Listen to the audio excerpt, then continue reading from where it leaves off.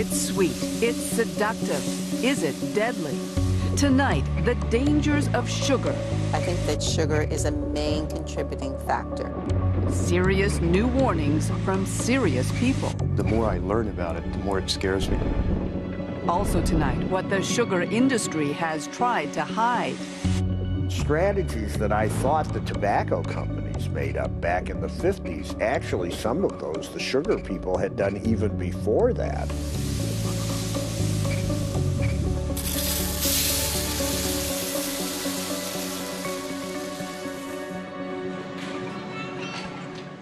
When the Breeden family goes shopping, like most Canadians, they try to buy healthy.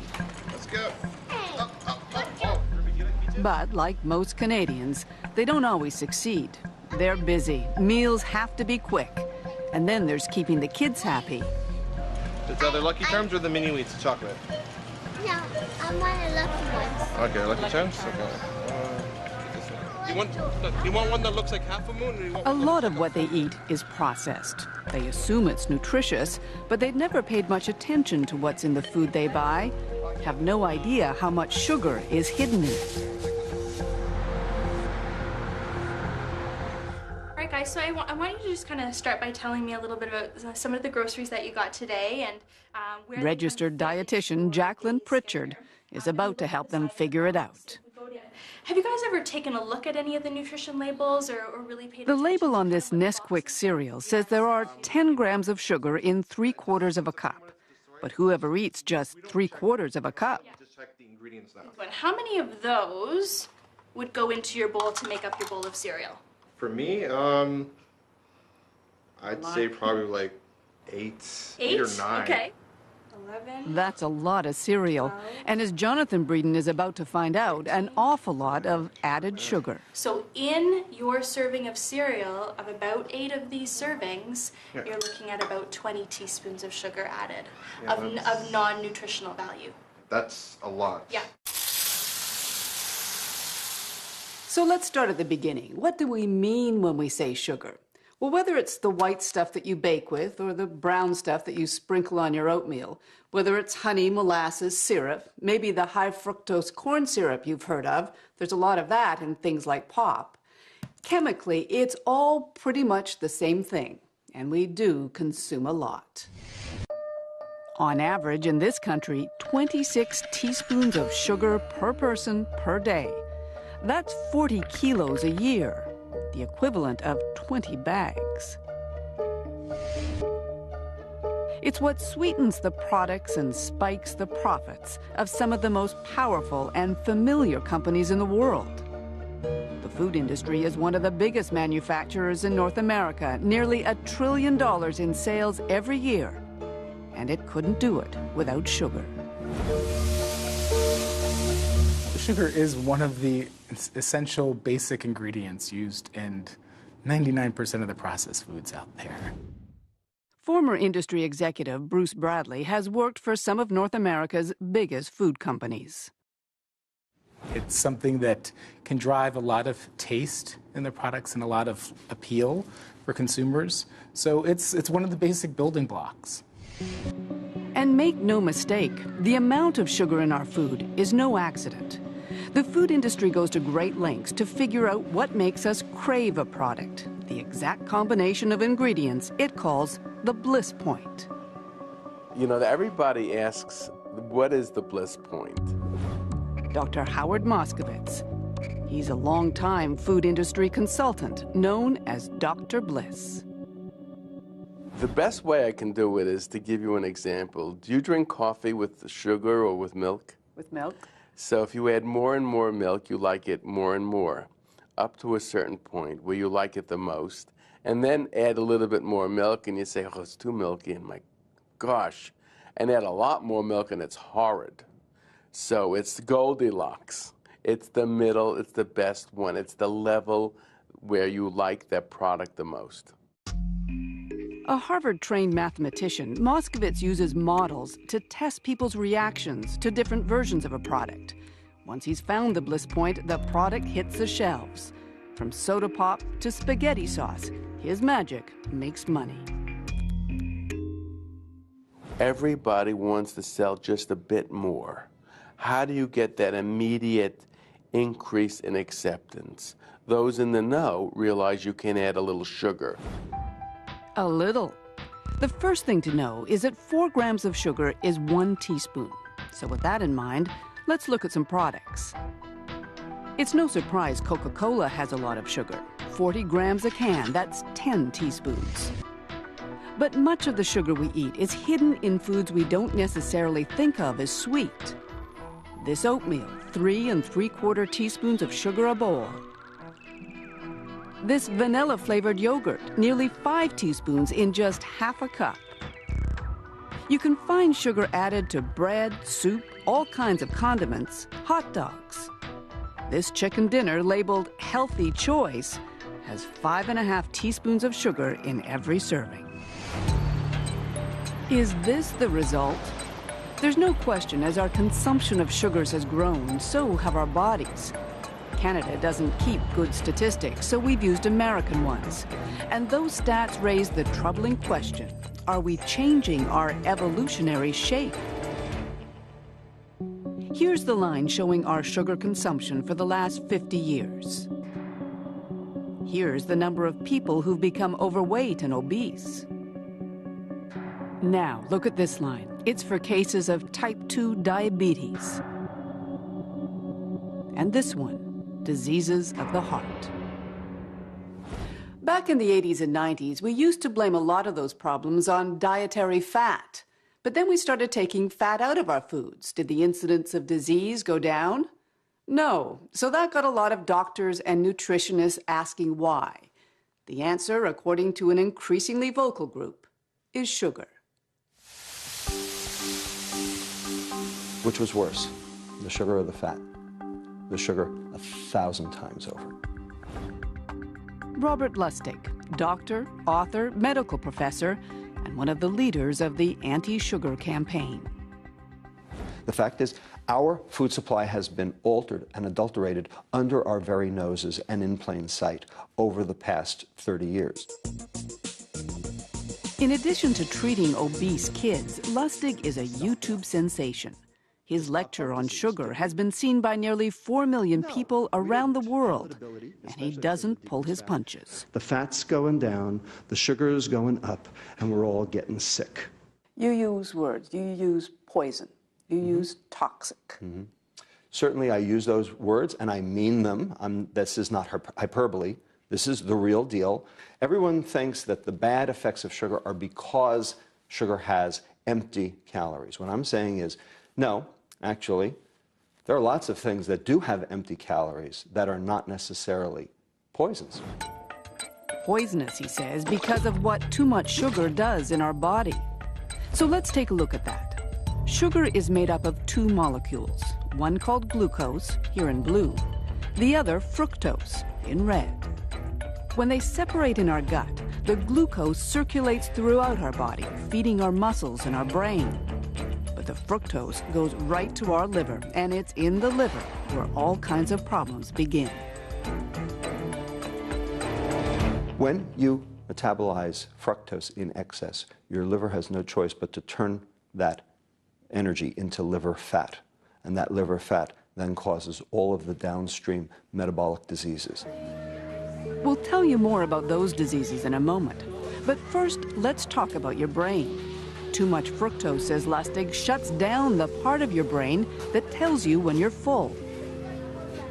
It doesn't get registered by the brain as you're having eaten. So if you take a kid and prep him with a soft drink and then let him loose at the fast food restaurant, does he eat less or does he eat more? Turns out he eats more. I think there's a long way to go before the literature is sorted out. Phyllis Tanaka speaks for the biggest food companies in Canada. She doesn't buy Dr. Lustig's theories and doesn't think consumers should either. I think it's more important that we step back and look at how do we look for ways to educate and help consumers fit sugar into a healthy dietary pattern. But the industry sure doesn't make it easy. Look at this breakfast bar. There's sugar near the top of the ingredient list, but there's 4 more sweeteners. Would you know that chemically they're all the same? Then there's this tomato soup. Who knew it would have added sugars too? How is a consumer supposed to know that healthy old tomato soup has 3.5 teaspoons of sugar in a cup? Well, how did you figure it out? By the nutrition facts table.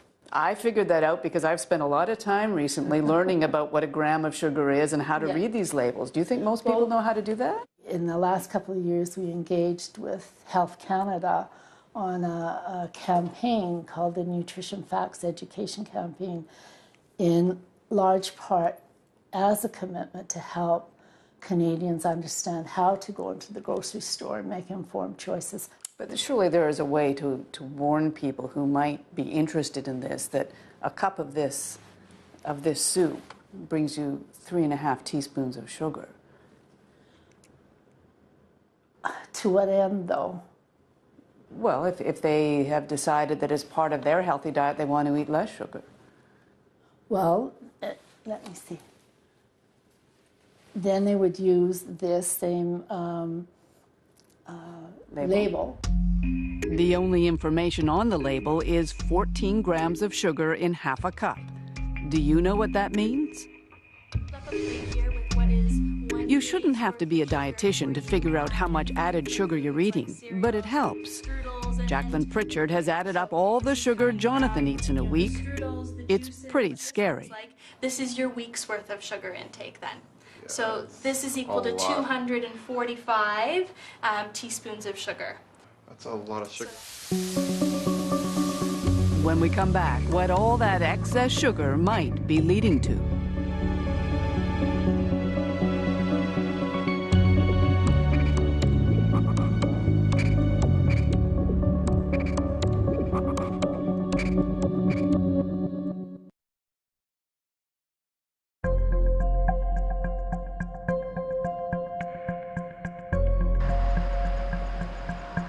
At 2 grams of sugar.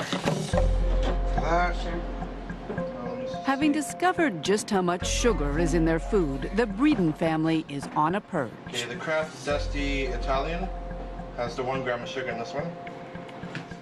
They're still surprised at the kinds of products that contain sugar. But they're also determined. All of it, out it goes. Of course, they still have to eat. So to help them learn about life beyond processed foods, we've made them a deal. For 3 weeks, we'll provide all of their meals professionally made without any added sugar. They'll stick to the diet and submit to medical tests. Lucky Charms ain't so lucky anymore.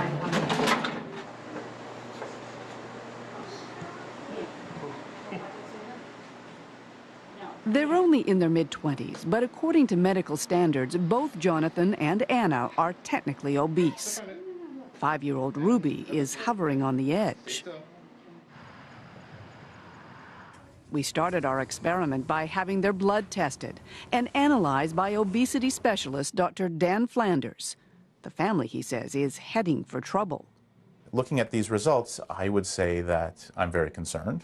Quite frankly, if they don't make meaningful change to their lifestyle relatively soon, there's a higher chance that they're heading for a life of lousy quality of life and early death. Like most of us getting fatter and sicker, the Breedens might be forgiven their nutritional ignorance. But the food industry has known and discussed links between processed food and disease for decades.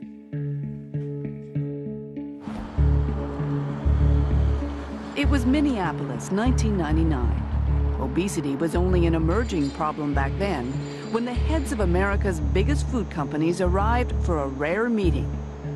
Among them, the heads of Kraft, Nabisco, Nestle, Coca-Cola, and General Mills.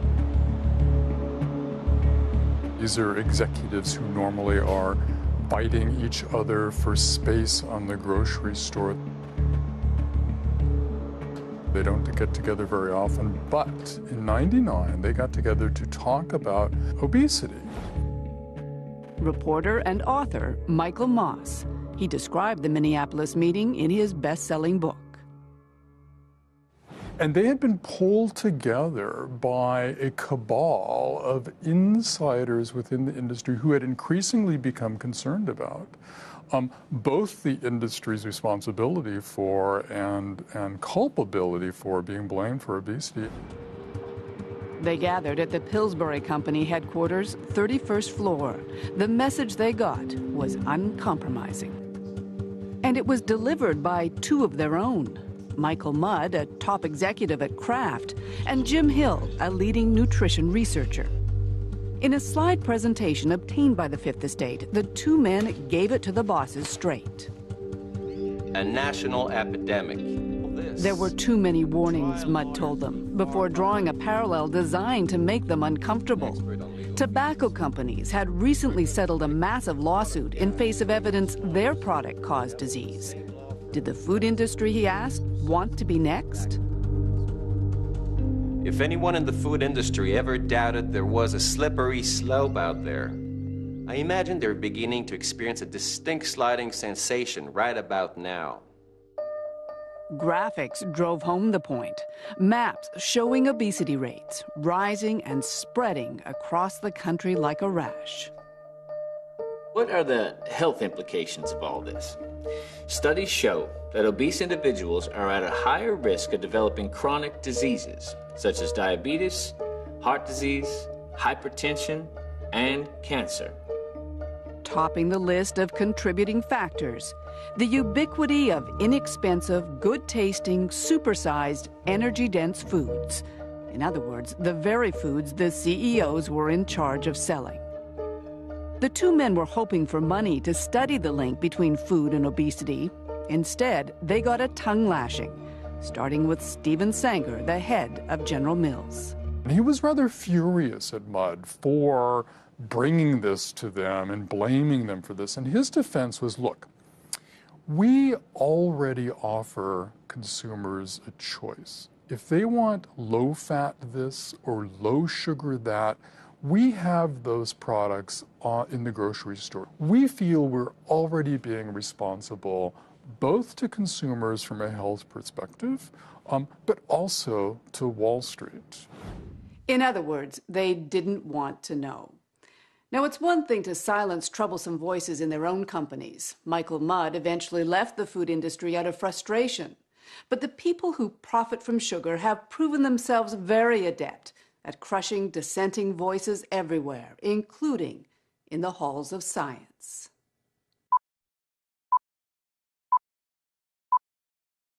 In front of us, day by day, are increasingly more and more very tempting foods. His name was John Yudkin, a British nutritionist who in 1972 wrote a book the sugar industry did not like. Pure, white, and deadly was the culmination of decades of research, according to his son Michael, that led Yudkin to what were then controversial conclusions. He started to wonder late in the 1950s whether sugar might be a culprit in the increase in heart disease. More significant than fat, which was the prevailing opinion at the time. Certainly more significant than fat, certainly more significant than fat, but that sugar was also involved in a number of other undesirable conditions, particularly diabetes and obesity. That thesis soon put Yudkin in direct conflict with Big Sugar's biggest apologist, this man, American nutritionist Ancel Keys. Keys would later be exposed as having been funded by the industry, but not before he helped destroy John Yudkin's reputation.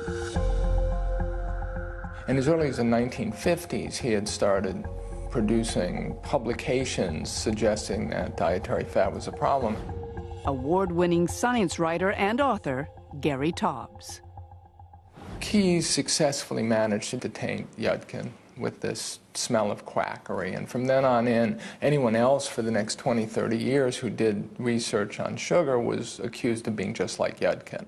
There was a systematic campaign to discredit or ignore his work. Because of the actions of the sugar industry in the 70s, virtually no research was funded. You know, this idea that if you study sugar, you're just like Yudkin and he was a quack. But that's remarkable. I mean, what you're saying, scientific investigation into the link between sugar and disease ground to a halt? It ground to a halt. When we return, the science is back. What happens when you take healthy students and feed them too much sugar?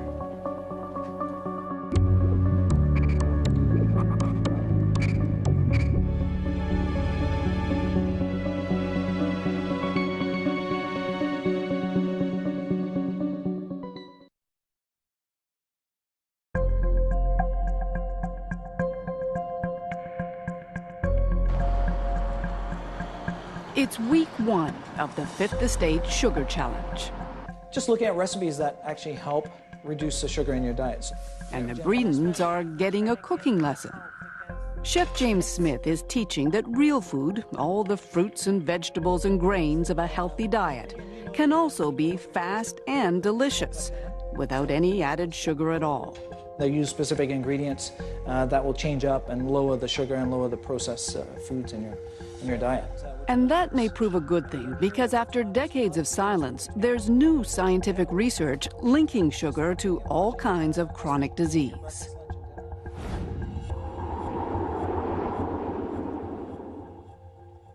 Jonathan's blood work suggests he may be on the verge of getting one. Dr. Dan Flanders. His results suggest that he's pre-diabetic, that his levels have been high, and that if we don't make some changes to his lifestyle soon, diabetes is coming. Today in North America, it's estimated more than 100 million people are diabetic or pre-diabetic. Dr. Robert Lustig is quite sure he knows why. So I can actually categorically say to you that sugar is the proximate cause of diabetes worldwide. And we have hard and fast data to show that.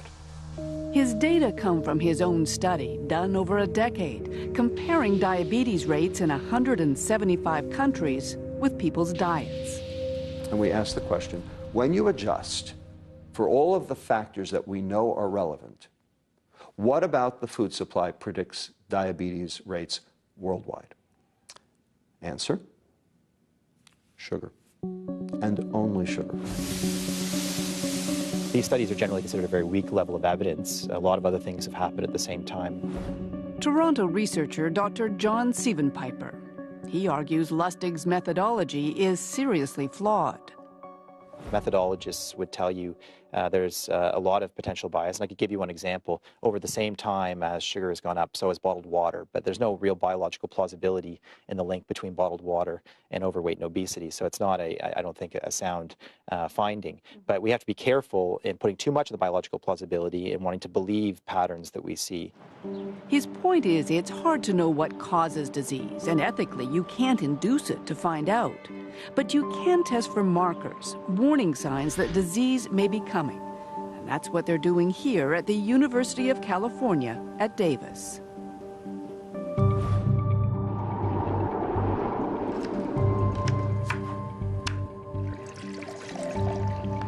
In this lab, students are the guinea pigs.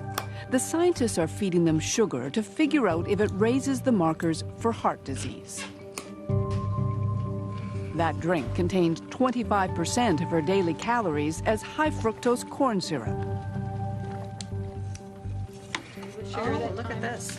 Every time they've run the test, says Dr. Kimber Stanhope, the results have been the same. We saw increases in visceral adiposity. That means that's the fat within the abdominal region. This is the fat surrounding the liver and the intestines and the kidney. This is the fat that is associated with increased risk for diabetes and cardiovascular disease. The Breedens know that fat. Anna and Jonathan have already been diagnosed as having fatty livers, which puts them at risk for raised insulin and triglyceride levels. That's the fat in our blood. When Dr. Stanhope tested the blood of her college guinea pigs, healthy kids with healthy livers, she was shocked by how quickly they saw problems.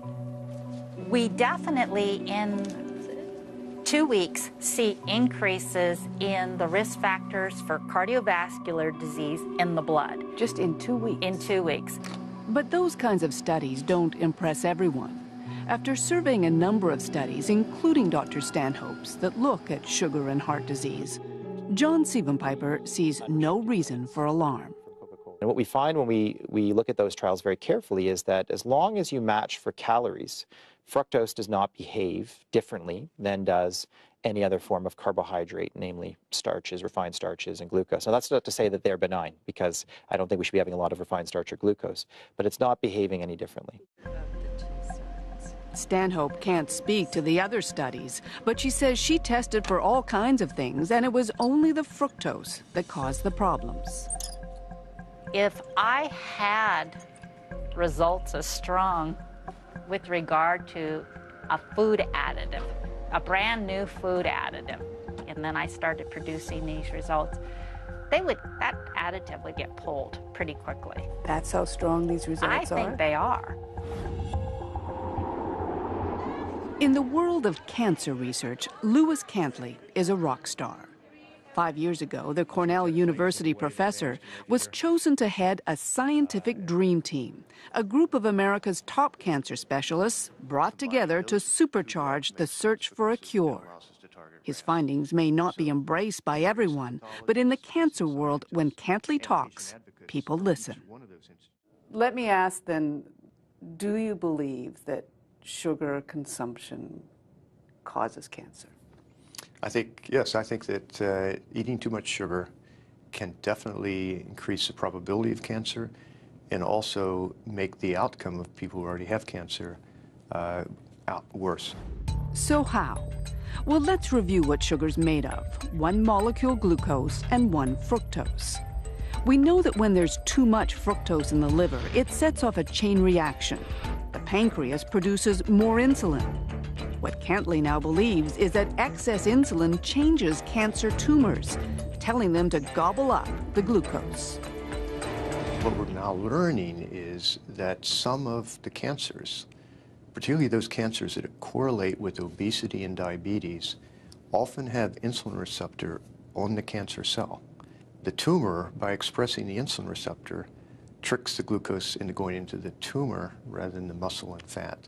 And as a consequence, the tumor can use that glucose as a fuel to grow. So if sugar can fuel existing tumors and make them grow, can it also cause tumors to form in the first place? The science on that isn't as clear yet, but Cantley's taking no chances. It scares me, yes. I think if definitely, for example, I'll eat fruit. Fruit has sugar in it, obviously. But if I can avoid any sugar at all in any drinks that I drink or foods, I try to avoid processed foods because it's hard to find one that doesn't have sugar in it. I certainly avoid sugar when I can.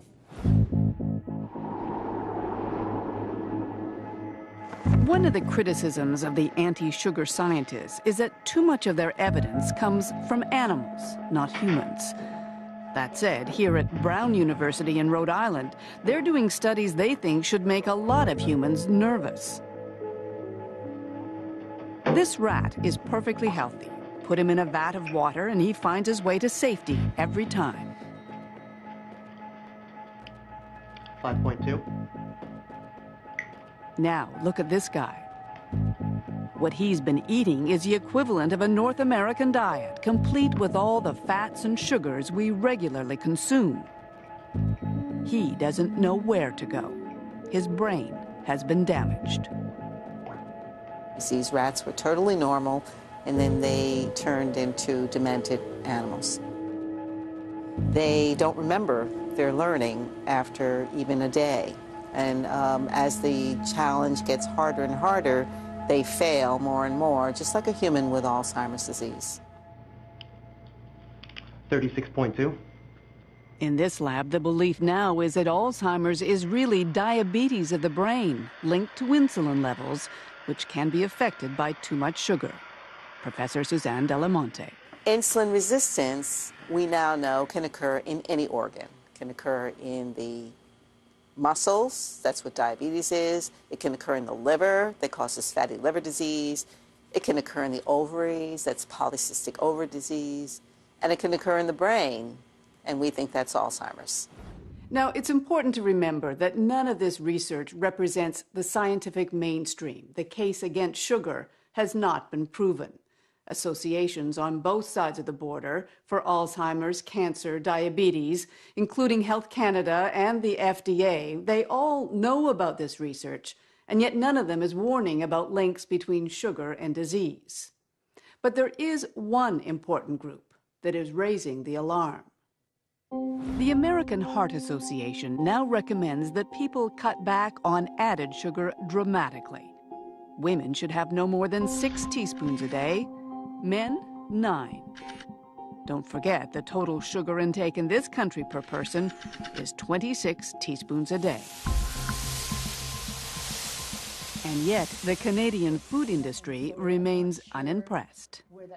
We've talked to people who are quite convinced that there is a relationship, a correlation between sugar and diabetes and heart disease, cancer, dementia.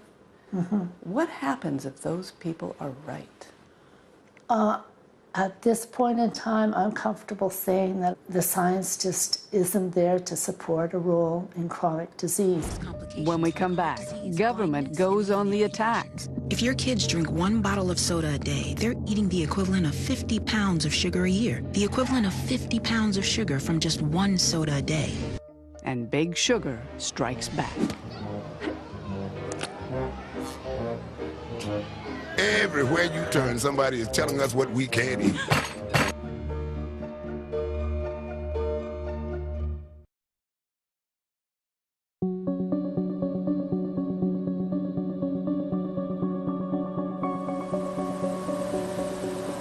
Worldwide, there are few industries more powerful than the processed food industry, or the sugar industry that feeds it.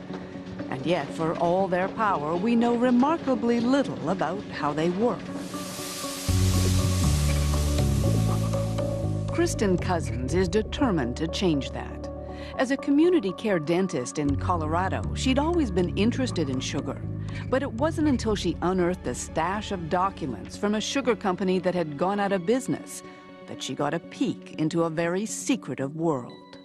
The first folder that I pulled out opened up to a memo, the blue letterhead of the Sugar Association, and it had the word confidential underneath the letterhead. And I just looked at that and oh my God, you know, what have I found?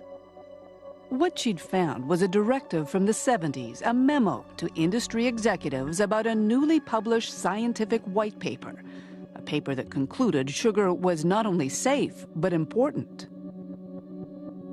It was clear after reading further that the Sugar Association had funded this white paper called Sugar in the Diet of Man, and they were trying to make it appear that it was an independent study. Among the more than 1,500 pages she uncovered, there were some Canadian ones too. An account of a sugar industry meeting in the 70s in Montreal that included frank talk about heart disease. The greatest threat to sugar consumption is in the field of nutrition, it says, more particularly in view of comments that have been recently made on the influence of sugar in atherosclerosis. So they were worried. They were worried as far back as 1971. What does that say to you? They've known for a long time. So I took this paper and crossed out where it said tobacco and put in sugar and looked to see if I could find similar tactics that the sugar industry was using. Today, Cousins is pursuing her research at the University of California in San Francisco. And she's doing it under the tutelage of someone to whom it all sounds familiar. The amazing thing I learned from her was the strategies that I thought the tobacco companies made up back in the 50s. Actually, some of those the sugar people had done even before that. Well, you know, now we have 83 million pages of industry documents that's on the internet. We don't bother. Stan Glantz is famous in litigation circles as a man who first publicized secret tobacco industry documents that prove cigarette companies knew their product was dangerous. In the new sugar documents, he sees lots of parallels.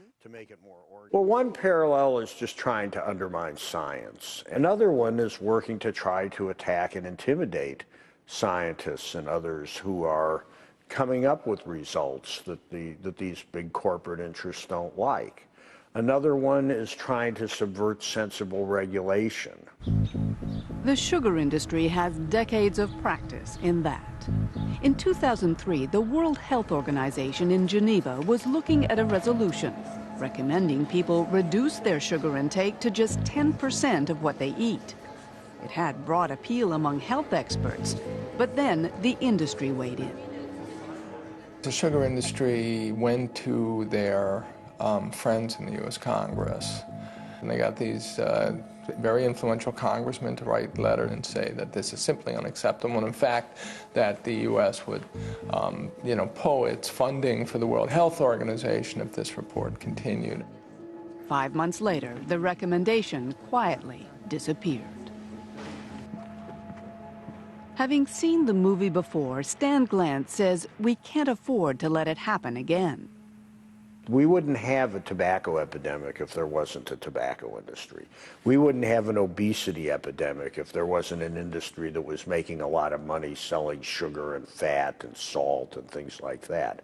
And to me, the bottom line is that one of the key disease vectors for non-communicable diseases is big corporations. And I think we're going to have to get these big corporations under control. It has become a bit of a moral issue. When you see how far we've come. Bruce Bradley, who used to help run a number of those corporations, agrees. This isn't a blip. This isn't a minor, we just need a minor course correction. We're on a completely wrong trajectory with our health. What's the answer then? I think the honest answer is that we need government to step in and to become an advocate for consumers. But sugary drinks are a big reason for. But look what's happened when governments have tried. Earlier this year, New York City passed a law banning supersized sugary drinks. If your kids drink 1 bottle of soda a day, they're eating the equivalent of 50 pounds of sugar a year. The equivalent of 50 pounds of sugar from just 1 soda a day. Industry's response? To ridicule Mayor Michael Bloomberg as an overbearing nanny. The law was later overturned by the courts.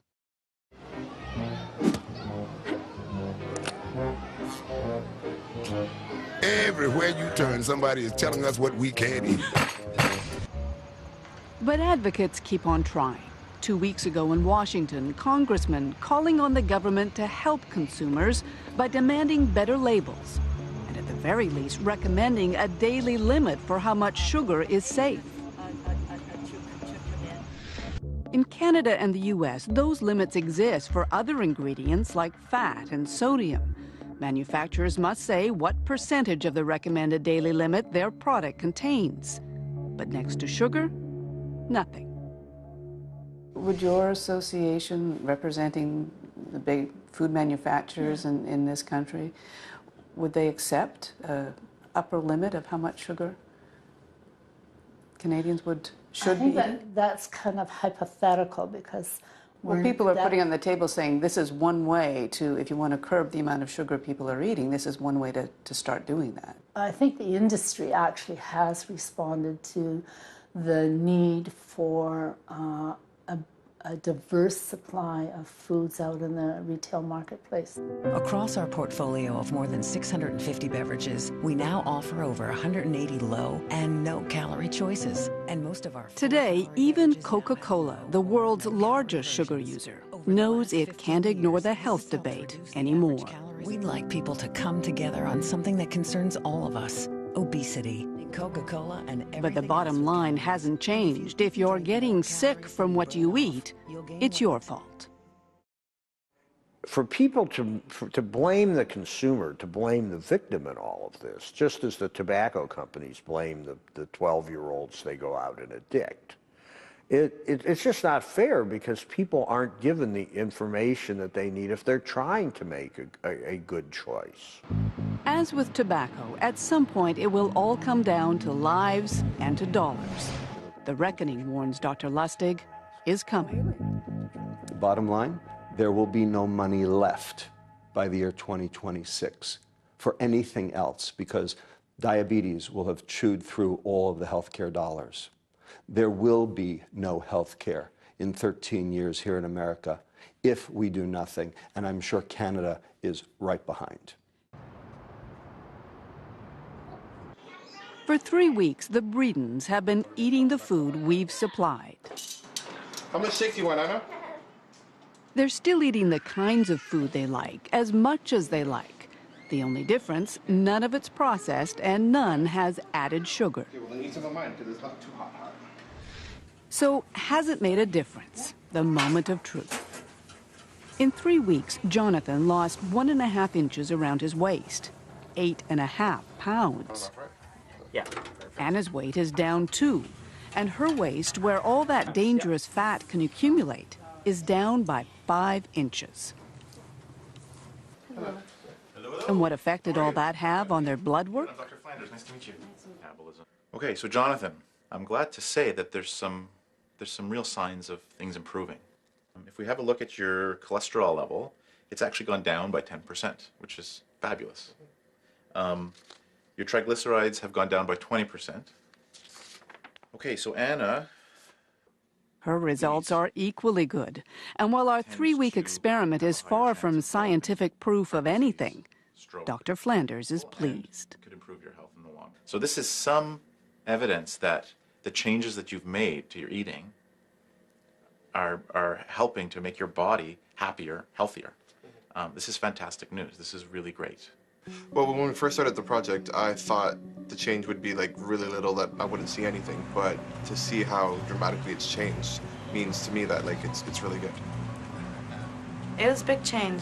At first it was hell, but good results. I'm happy.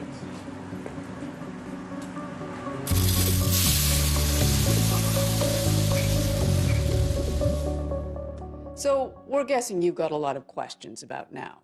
If our program's whetted your appetite to learn more about sugar, you should go to our special web feature. You can find all kinds of information about what sugar does in your body, for instance, even that low-sugar diet our family was on. You can find it all at cbc.ca/fifth. But for now, stay with us. The Fifth Estate will return.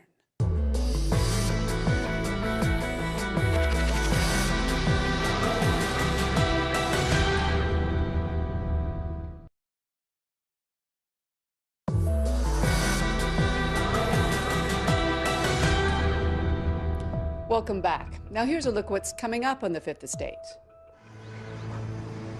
I'm Mark Kelly in Bangladesh. This mountain of rubble is a monument to the 1,100 lives lost here last April, when this garment factory collapsed, unleashing the stories that had long been locked inside. 1,000 people died. No one said a thing. Do you recognize these shorts? We meet the people who make your clothes and find out where those clothes were really made. This is your address. This is where this came from. The truth that retailers don't want you to know. You've been hit. You've been hit. You've been hit. Do any of you worry that one day you may die in your factory? Of course. Of course. Of course. Dangerous factories and dark secrets made in Bangladesh. Next week on The Fifth Estate. Now don't forget to visit our website. It's at cbc.ca/fifth. You can also find out about the Fifth Estate on Facebook and on Twitter. I'm Gillian Findlay, and for everyone here at the Fifth Estate, thanks for watching. We'll see you soon.